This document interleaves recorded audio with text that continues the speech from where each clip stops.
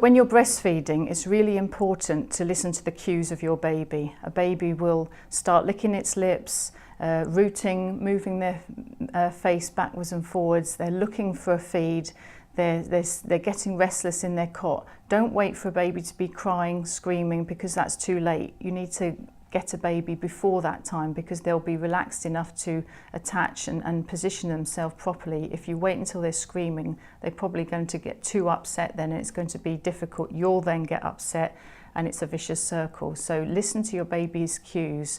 Feed your baby on demand, whenever the baby wants to feed, for as long as the baby wants to feed.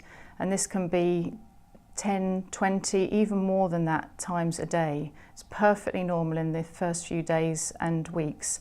As soon as the breastfeeding becomes established, this will settle down and the baby will feed much less. But you have to give them unrestricted access to the breast at all times, and things will settle down. If you express, even if you give your baby your own breast milk, this will still upset your own supply and demand, and that's what you really want to establish, and this takes about 6 to 8 weeks to establish.